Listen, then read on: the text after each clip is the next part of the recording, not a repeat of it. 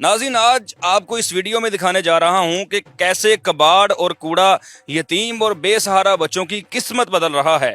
میرے ساتھ موجود ہیں میم روبینہ شکیل، جو کہ کباڑ اور کوڑے کا کام کرتی ہیں۔ یہاں سے جتنا بھی پروفٹ آتا ہے اس سے اپنی آرگنائزیشن چلاتی ہیں، جس کا نام ہے آبرو ایجوکیشنل ویلفیئر آرگنائزیشن، جس میں بے سہارا اور یتیم بچے مفت تعلیم حاصل کرتے ہیں، ان کو رہائش بھی فری دی جاتی ہے۔ اور کتنی تعداد میں ان کے پاس بچے ہیں، یہاں سے آنے والا پروفٹ کیسے بچوں کی قسمت بدلتا ہے، ان سے بات کرتے ہیں۔ میم کیسی ہیں آپ؟ جی الحمدللہ، السلام علیکم۔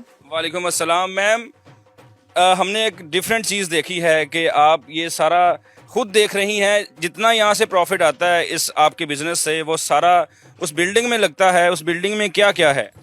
جی یہ تقریباً کوئی 25 سال پہلے ایک سرگرمی کا آغاز ایک گھر سے ہوا، اور جس کا بنیادی مقصد یہ تھا کہ وہ بچے جو کہ تعلیم صرف اس لیے حاصل نہیں کر رہے کہ ان کے وسائل نہیں ہیں، ان کو پڑھایا جائے۔ چلی تو میں صرف پڑھانے تھی، لیکن مجھے بعد میں پتہ چلا کہ جب ان بچوں کو پڑھانے جا رہے ہیں تو انہیں بھوک بھی لگتی ہے، یہ خواب بھی دیکھتے ہیں، ان کی صحت بھی اہم ہے، بالکل اسی طرح جس طرح ہمارے بچے ہیں۔ تو پھر ہمیں کھانا دینا پڑا۔ ہم اس وقت 5,000 سے زائد بچوں کو روزانہ کی بنیاد پر بالکل مفت کھانا دیتے ہیں۔ تمام یونیفارم، اسٹیشنری، ہر چیز ان کی بالکل مفت ہے۔ 5,000 بچے ہیں؟ 5,000 سے زائد بچے ہیں، اور لاہور کے علاوہ لاہور سے باہر بھی 2 سینٹر ہیں۔ اس وقت 11 سینٹرز ہمارے کام کر رہے ہیں۔ بات یہاں سے شروع ہوئی تھی کہ ہم صدقہ خیرات سے کام کر لیں گے، لیکن بعد میں پتہ چلا صدقہ خیرات جو ہے وہ آپ کو مستقل بنیادوں پہ نہیں مل سکتی، ضرورت کے تحت چینج ہو جاتی ہے لوگوں کی۔ تو اب ہم کچھ ایسا کریں کہ یہ قائم رہے اور ہمارے بعد بھی قائم رہے۔ تو سسٹینیبلٹی پروگرام کے حوالے سے یہ میں نے شروع کیا الحمدللہ۔ اس سے جتنا فنڈ جنریٹ ہوتا ہے ہمارا آدھا خرچہ اس سے نکلتا ہے۔ اس وقت ہم 60 لاکھ سے زائد پر منتھ خرچ کرتے ہیں، تقریباً 1 کروڑ کے قریب ہمارا ہوتا ہے، لیکن جو 60 لاکھ ہے وہ آن پیپر آ رہا ہوتا ہے، باقی کائنڈ کی شکل میں آتا ہے۔ تو تقریباً 60 لاکھ میں 30 لاکھ، اس قرآن کی آیت 30 لاکھ کے قریب جو ہے وہ ہم کوڑے سے پورا کرتے ہیں، اور باقی ڈونیشن اور زکوٰۃ سے۔ لیکن میری شدید خواہش ہے کہ مستقبل قریب میں ہم 100% جو ہے سسٹینیبلٹی پر جائیں۔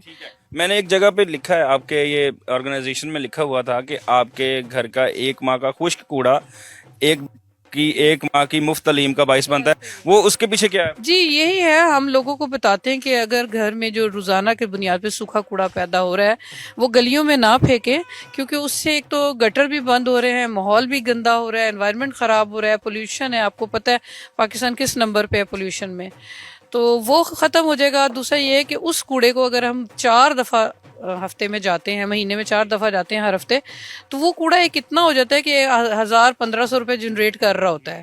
تو وہ ایک بچے کو ہم پڑھانے کا وعدہ کرتے ہیں۔ ہمارا سلوگن ہے کہ آپ کے گھر کا کوڑا ایک بچے کی تعلیم۔ کتنا سٹاف ہے آپ کا جو آپ کے ساتھ اس آرگنائزیشن کو چلانے میں مددگار ثابت ہو رہا ہے، اور کتنی برانچز ہیں آپ کی لاہور میں؟ جی لاہور میں ہماری 9 برانچز ہیں، لاہور سے باہر 2 ہیں، ایک سرگودا، ایک واہ کینٹ میں، اور ہمارے 150 سے زائد کا عملہ ہے۔ ماشاءاللہ 150 سے زائد لوگوں کو روزگار ملا ہوا ہے جو اس کار خیر کو چلانے میں میرے ساتھ مدد کر رہے ہیں۔ دکھاتی چلوں کہ یہ آپ کے پیچھے پیس ہوم کے نام سے ایک بلڈنگ ہے، اصل میں یہ ہمارا آرفنیج ہاؤس ہے جس کو ہم نے پیس ہوم کا نام دیا ہے۔ ہمارے ان 5,000 سے زائد بچوں میں 200 سے زائد آرفن بچے ہیں جن کا کوئی پرسان حال نہیں تھا۔ تو جیسے میں نے آپ کو بتایا، بچے جب پڑھنے آئے تو پڑھنے کے ساتھ ساتھ بھوک بھی لگی، صحت بھی خراب ہوئی، اور ہمیں پتہ چلا کہ بغیر ماں باپ کے بھی ہیں، تو ہمیں پھر یہ بنانا پڑا تاکہ یہ بچے ہمارے پاس رہیں اور انہیں ایک گھر کا ماحول ملے اور ان کا ایک تحفظ ہو۔ تو اسی طرح اگر میرے بالکل بیک پہ دیکھیں تو بوائز اسکول ہے جو کہ ہم گریڈ 12 تک بوائز کو پڑھاتے ہیں، اور نیچے ایک بہت بڑی لائبریری ہے جس میں ہر طرح کی کتابیں موجود ہیں۔ سوچا تھا کبھی کہ آپ جب آپ نکلی تھیں تو تب کیا تھا، اب کیا بن چکا ہے؟ اللہ پاک نے کیا کام لیا آپ سے؟ اصل میں ہر بندے کا سوال یہ ہوتا ہے کہ کیا میں نے ایسے سوچا تھا، کیونکہ لوگوں کو ذہن میں یہ ہوتا ہے کہ یہ نہیں سوچا ہوا ہوتا۔ میں نے تو اس سے بہت زیادہ آگے کا سوچا ہوا ہے کہ میرے ملک کا کوئی کونا ایسا نہیں ہوگا جہاں بچے اسکول نہیں جائیں گے۔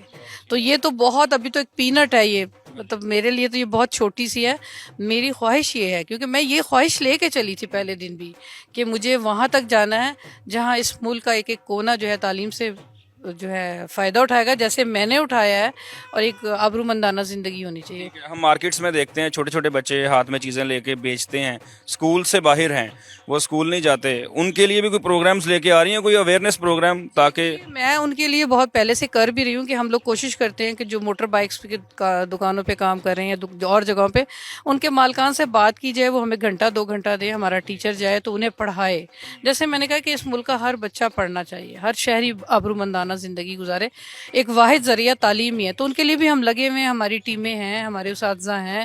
صرف مشکلات یہ ہے کہ جو مالکان بھی ہے نا جو کام کرا رہے ہیں، وہ تو کہتے ہیں ہمیں پورا ٹائم یہ دے، ہم ان سے کہتے ہیں فی گھنٹے کے حساب سے ہم سے پیسے لے لیں جو مزدوری ان کو دیتے ہیں، تو اس میں بھی شائع فیل کرتے ہیں، لیکن پھر بھی بہت سے اچھے لوگ ہیں کہ ہمارے ساتھ تعاون۔ ایک تو میم یہ ادھر سے ارننگ جنریٹ ہو رہی ہے، جو ہم نے دوسرا حصہ دکھایا جدھر آپ کا ویسٹیج مٹیریل سارا آپ اس کو یوٹیلائز کرتی ہیں، اس کے علاوہ لوگ فنڈز بھی دیتے ہیں خوشی سے۔ جی جی، بہت خوشی سے میرے ساتھ بہت سے لوگ لگے ہوئے ہیں، یہ کارواں ایسے نہیں چلا، یہ اس وقت جو بلڈنگز آپ کے سامنے نظر آ رہی ہے اور اس طرح کی اور ہمارے پاس جو بلڈنگز ہیں وہ لوگوں کی چیریٹی سے ہی چل رہا ہے، اور ابھی بھی بہت سے لوگ پائپ لائن میں ہیں، لیکن صرف اب بلڈنگ، اب مجھے جو اتنے عرصے کے بعد ہے کہ بلڈنگ سے خالی کام نہیں چلتا، بلڈنگ کو مینٹین کرنے کے لیے بھی وسائل پیدا کرنے